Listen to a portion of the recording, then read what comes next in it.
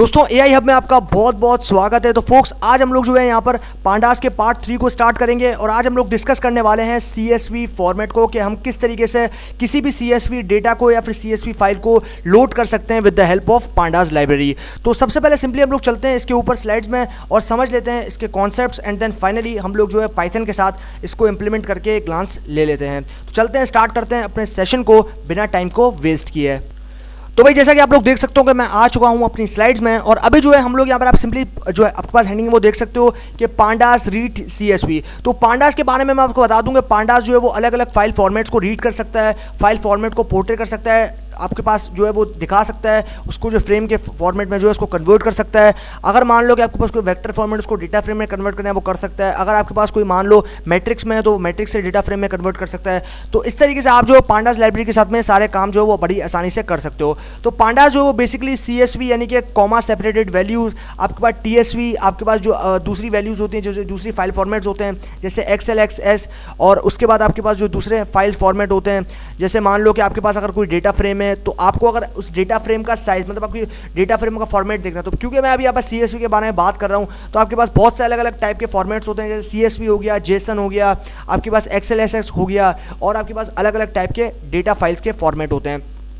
तो हम लोग जो है स्पेसिफिकली बात करेंगे CSV के बारे में। और CSV basically comma separated values, यानी कि आपके पास अगर कोई CSV फाइल डेटा है या फिर CSV फाइल है तो उसको अगर आपको लोड करना है पांडास के अंदर तो पांडास के अंदर आप उसको बड़े ही आराम से लोड कर सकते हो, CSV फाइल को बड़े ही आराम से। तो आप सिंपली आप यहाँ सबसे पहले देख सकते हो load that CSV file into a data frame. तो सबसे पहले आप यहाँ देख रहे हो, सिंपली आप यहाँ देख रहे हो कि इंपोर्ट कर रहे हैं हम लोग सबसे पहले पांडास को। तो पांडास को हमें इंपोर्ट करना है तो पांडास को किस तरीके से इंपोर्ट कर सकते हैं, इंपोर्ट पांडास एज PD। तो पांडास को PD जो कि उसका एलियास है उसके साथ में हम लोग यहाँ पर इंपोर्ट कर रहे हैं और उसके बाद में हम लोग एक डेटा फ्रेम यानी कि DF डेटा फ्रेम नाम का एक ऑब्जेक्ट बना रहे हैं जिसमें हम लोग यहाँ पर इस मेथड को कॉल कर रहे हैं जो कि है PD.read_CSV।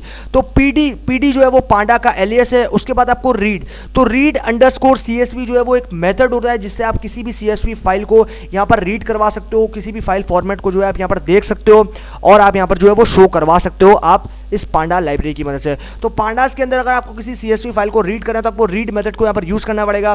तो अब आप सिंपली देख रहे हो PD.read_CSV। तो आप यहाँ पर CSV मेथड को अगर रीड करना है, अगर जो भी आपको फाइल को रीड करना है आप उसको यहाँ पर दोगे, मतलब अगर आपको JSON को रीड करना है तो आप PD.read_JSON दोगे, अगर आपको XLSS को करना है तो आप XLSS दोगे, उसके अलावा अगर आपको CSV करना है तो आप यहाँ पर जो है वो CSV को दे रहे हो। उसके बाद में आप जो है वो राउंड ब्रेसेस को काम में लोगे। उसके बाद में आप ये एक कोट्स के अंदर जो है सिंगल कोट्स के अंदर आप जो है अपने डेटा का नाम, जिस भी डेटा के नाम से आपने उसको सेव करवाया है, उसके बाद में उसका एक्सटेंशन आ जाएगा जो कि होगा CSV और उसके बाद में आप .CSV यानी कि मैं यहाँ पर आप देख सकते हो कि data.CSV नाम के एक ऑब्जेक्ट है या फिर एक डेटा फाइल है या फिर डेटा फाइल का नाम है, उसको मैं यहाँ पर पास कर रहा हूँ और उसके बाद जो है मैं प्रिंट करूँगा अपने DF ऑब्जेक्ट को या फिर मैं जो है उसको यहाँ पर जो है वो प्रिंट कर दूंगा या फिर प्रिंट फंक्शन के साथ या फिर हेड फंक्शन को मैं इसको देख सकता हूँ। तो आप यहाँ देख रहे हो कि भाई मैंने फाइनली जो अपने ऑब्जेक्ट को यहाँ पर प्रिंट किया और जैसे मैं अपने ऑब्जेक्ट को प्रिंट करूँगा मेरा जो आंसर है फिर मेरा जो रिजल्ट है वो यहाँ पर सामने आ जाएगा और मेरा जो फाइल है या फिर मेरा जो डेटा है वो यहाँ पर लोड हो जाएगा और उसके बाद में उस डेटा को यहाँ पर मैं देख सकता हूँ, उसका ग्लांस ले सकता हूँ। तो अभी हम लोगों ने कॉन्सेप्ट कुछ बेसिक लेवल पे समझ लिया इस पांडा CSV के। अभी हम लोग चलते हैं अपने यहाँ पर पाइथन में और जुपिटर नोटबुक में इन सारे कॉन्सेप्ट को या फिर हम लोग लोड करके देखते हैं अपने डेटा फ्रेम को कि किस तरीके से हम लोग जो है वो पांडास लाइब्रेरी की हेल्प से हम लोग अपने किसी भी डेटा फ्रेम को या फिर किसी भी CSV फाइल फॉर्मेट को यहाँ पर लोड कर सकते हैं बड़े ही आराम से। तो चलते हैं बिना टाइम को वेस्ट किए अपने जुपिटर नोटबुक में और ये जो सारे कॉन्सेप्ट जो कि अभी हमने यहाँ पर समझे हैं उसको प्रैक्टिकली वहाँ पर इंप्लीमेंट करके देखते हैं और देखते हैं कि हमारा रिजल्ट जो है वो वहाँ पर क्या आता है। तो भाई जैसे कि आप लोग देख सकते हो मैं आ चुका हूँ अपने जुपिटर नोटबुक में और अभी जो है यहाँ पर हम लोग उस पांडास लाइब्रेरी को यहाँ पर लोड करेंगे। और सबसे पहले अगर मुझे पांडास में यहाँ पर डेटा फ्रेम में काम करना है तो मुझे यहाँ पर पांडास को लोड करना पड़ेगा। तो मैं लिख देता हूँ इंपोर्ट पांडास एज PD। तो उसके बाद मैं शिफ्ट प्लस एंटर करता हूँ। जैसे मैं शिफ्ट प्लस एंटर किया आप यहाँ पर देख सकते हो कि मेरे पास जो है यहाँ पर ये पांडास लाइब्रेरी लोड हो चुकी है। तो मान लो कि अगर मुझे अभी यहाँ पर कोई डेटा सेट को यहाँ पर लोड करना है तो मैं यहाँ पर एक ऑब्जेक्ट बनाऊंगा डेटा, उसके बाद मुझे यहाँ पर जो है वो PD.read_CSV मेथड को यूज़ करना पड़ेगा। तो मैं लिख देता हूँ PD.read_CSV। उसके बाद मुझे क्या करना पड़ेगा, उसके बाद मुझे यहाँ पर राउंड ब्रेसेस लेने पड़ेंगे और उसके बाद मुझे अपने डेटा का नाम देना पड़ेगा। तो काफ़ी जो आपके पास डेटा है वो अलग अलग टाइप के हो सकते हैं। तो मेरे पास यहाँ पर एक डेटा फाइल है जो कि मैं आपको यहाँ पर दिखा देता हूँ। तो मेरे पास यहाँ पर बहुत सारे डेटा फाइल्स जो है यहाँ पर प्रेजेंट हैं और यहाँ पर जो है मैं जो है यहाँ पर अलग अलग डेटा टाइप्स को जो है वो यहाँ पर लोड कर सकता हूँ।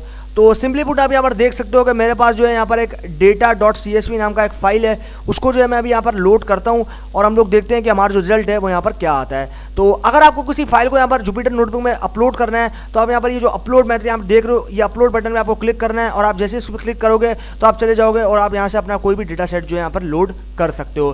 तो अभी हम लोग चलते हैं यहाँ पर और मेरे पास एक डेटा फाइल है data.csv, इसको हम लोग अभी यहाँ पर लोड करते हैं और मेरे पास जो यहाँ पर एक एरर आ चुका है। तो मैं देखता हूँ मेरे पास वो डेटा अभी यहाँ पर आया नहीं है, मैं डेटा को यहाँ पर सबसे पहले अपलोड करना पड़ेगा।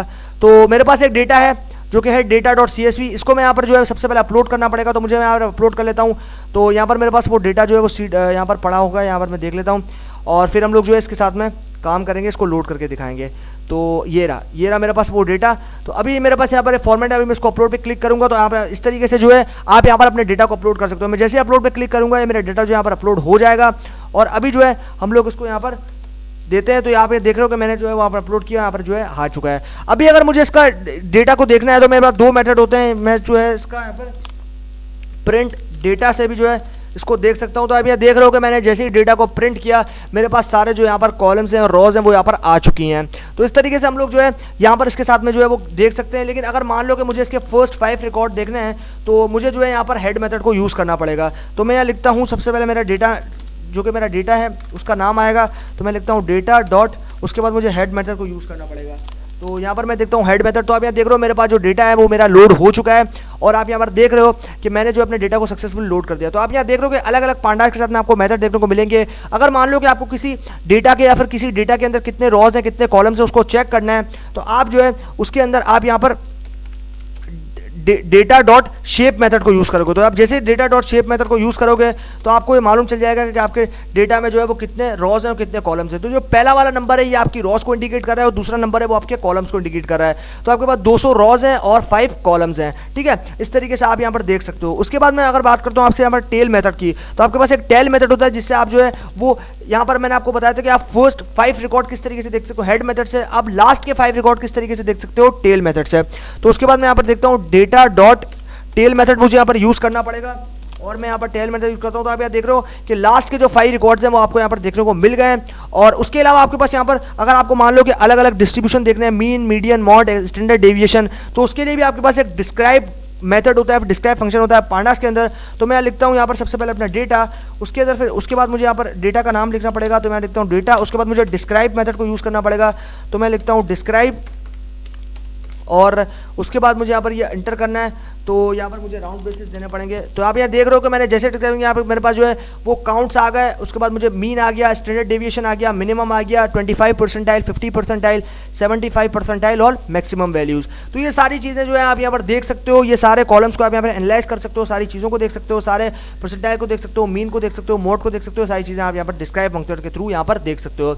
अगर मान लो कि आपको यहाँ पर चेक करना है कि आपके पास कोई मिसिंग वैल्यूज़ तो नहीं है, मतलब डेटा के अंदर अगर आपको चेक करना है कोई मिसिंग वैल्यूज़ तो नहीं है, तो आप क्या करोगे, आप सबसे पहले यहाँ पर डेटा जो कि आपका नाम है उसके बाद आप यहाँ पर इज नल फंक्शन यूज करोगे, इज नल, उसके बाद राउंड ब्रेसेस, देन उसके बाद आप डॉट सम मेथड को यूज करोगे। तो आप यहाँ देख रहे हो कि मैंने जैसे इसको एग्जीक्यूट किया, आप यहाँ देख रहे हो कि ये 0, तो आपके पास अगर 0 यहाँ पर सभी में 0 प्रेजेंट, इसका मतलब कोई भी वैल्यू जो है यहाँ पर इनकम्प्लीट नहीं है, सारा जो डेटा है वो आपका फिल हो रखा है, सारे जो कॉलम्स हैं वो आपके प्रॉपर्ली फिल हुए हैं। तो अगर आपके यहाँ पर कोई वैल्यूज अगर यहाँ पर होती तो आप यहाँ पर जो है वो देख लेते हैं। तो अगर आपको यहाँ पर मैं मान लो कि इसको 100 से डिवाइड करता हूँ तो आप यहाँ पर जैसे मैं 100 से उसको डिवाइड करूँगा ये मुझे नॉर्मलाइज हो जाएगा, मतलब मेरा डेटा जो है वो इंटीजर से फ्लोटिंग में आ जाएगा।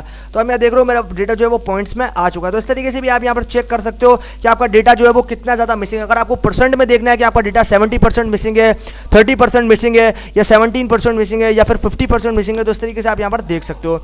तो इस तरीके से हम लोग जो है यहाँ पर इसके साथ में जो है वो डील कर सकते हैं और इस तरीके से सारे मेथड जो है आप यहाँ पर यूज़ कर सकते हो इसी पांडास लाइब्रेरी के अंदर। तो इस तरीके से भाई हम लोग जो है वो डेटा को लोड कर सकते हैं और डेटा के साथ में जो है वो डील कर सकते हैं। अब जब हम लोग फाइनली एनालिसिस करेंगे ये जो आपके पास ये सेशन है इसके कंप्लीट होने के बाद में, तो फिर हम लोग जो है और क्लियर तरीके से इस चीज़ को समझ लेंगे और इस तरीके से हम लोग जो है इस चीज़ के साथ में और अच्छे तरीके से डीपली डाइव करेंगे और सारे कॉन्सेप्ट्स को और क्लियरली मैं आपको एक्सप्लेन करूँगा इस सेशंस के अंदर। तो फोक्स अभी तक के लिए फाइनली ये सेशन जो है हमारा यहीं पे होता है एंड, और हम लोग जो है आगे आने वाले NumPy के सेशन, पांडास के सेशन में और जो है वो चीज़ों को यहाँ पर कवर करेंगे और सारी चीज़ों को जो है हम लोग यहाँ पर देखेंगे और डीपली इसके बारे में जो है वो डिस्कस करेंगे। और सारी चीज़ों के अंदर जो आपके पास पांडास लाइब्रेरी है उनमें और भी बहुत सारे एट्रीब्यूट्स हैं, बहुत सारे मेथड्स हैं, फंक्शंस हैं इनबिल्ट, जिसके साथ में हम लोग यहाँ पर काम करेंगे और पांडास को कंप्लीटली यहाँ पर समझेंगे।